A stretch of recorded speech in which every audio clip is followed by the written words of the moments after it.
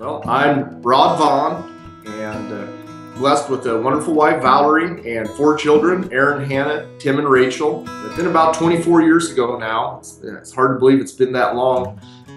Got a phone call for a job interview up on the Missouri River here at Fort Thompson at Big Bend Dam with the Corps of Engineers, managing the federal lands that are along the Missouri River within the reservations, within the Crow Creek and Lower Brule Sioux reservations. God opened up a doorway for us to purchase land on the reservation, which is pretty unusual. I mean, it's really kind of a God thing that we're able to do that, buy 40 acres right in the middle of the reservation, just outside of Fort Thompson, and really right next to the river. It really is it's just a God thing. But really it's a paradise among a lot of human tragedy that's here on the reservation. It's a physically beautiful place, kind of in the midst of a lot of pain and agony that's here on the reservation. Our family has lived down here on the reservation for 15 years now, and since that time,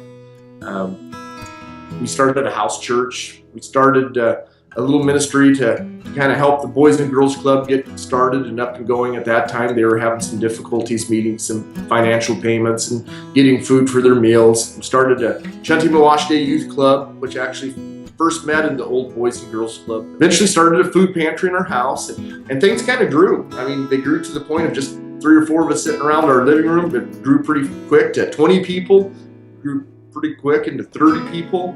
13 years ago, we along with another Native American gentleman here on the reservation, we went through the process to legally form Willow Ministries as a 501c3 Christian relief organization. And a lot of our focus is on the youth. You know, we function as a church, Sunday worship, Wednesday night Bible study, men's Christian support group, but we also function a little bit more broadly. We have the Chunty-Mawashday youth camps in the summertime, which are for the at-risk Native American youth of our community. We have seven camps over the course of the summer. That's really the impetus of our summers is reaching the youth with the hope of salvation of Jesus Christ. We have community assistance where we really focus on medical things. People need to get to specialists or hospitals off the reservation. It's a real challenge for them. We help with things like that. We have a community food pantry. It's open twice a month and then an emergency basis. So we really do a broad range of things, but a lot of our focus is on the youth. We have a summer job program where we train up youth on how to function, how to work, how to manage finances, how to apply for a job, that we provide rides to the job. It's been very successful. Hunkpati Youth Leadership Programs. Some of those kids that have been in our summer job program actually work on site here with us, and we give them a little more spiritual leadership training.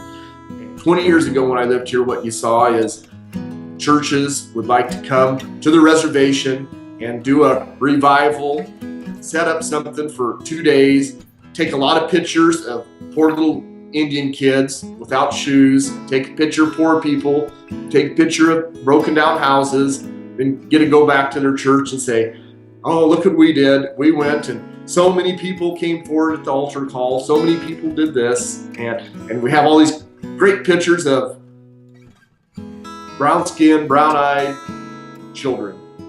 And that was really it.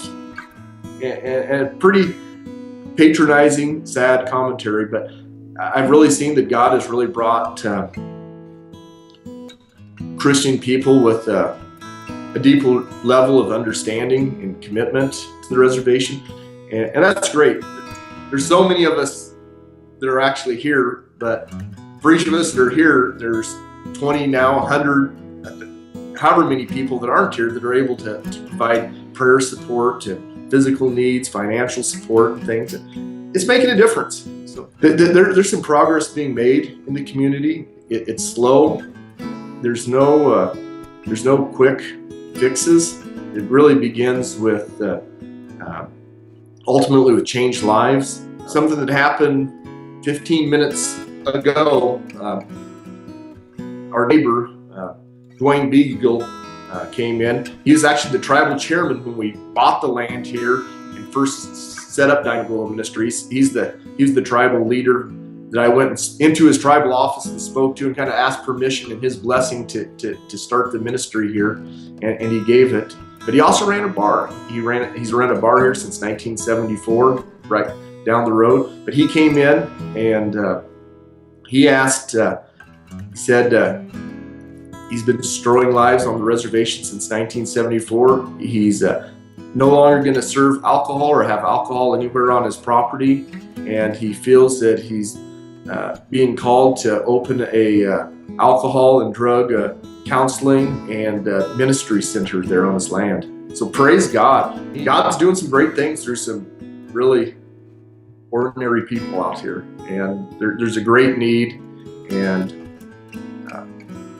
most often feel overwhelmed and underqualified, yet God, in His mercy, continues to use us and to do things, beyond belief. Really, change comes one person at a time, one family at a time, and there's a lot of reasons why there's so much darkness and hopelessness here, but things are moving in the right direction. I think even the fact that we're having this conversation, I really see that God has brought different people that have been led to make a commitment here to the reservation.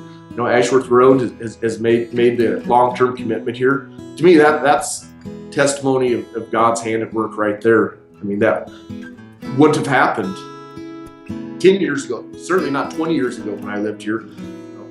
I look forward to developing a closer relationship with Ashworth Road, and certainly appreciate the commitment and all that has been done already, and look forward to seeing what God's going to do. God's doing some awesome things.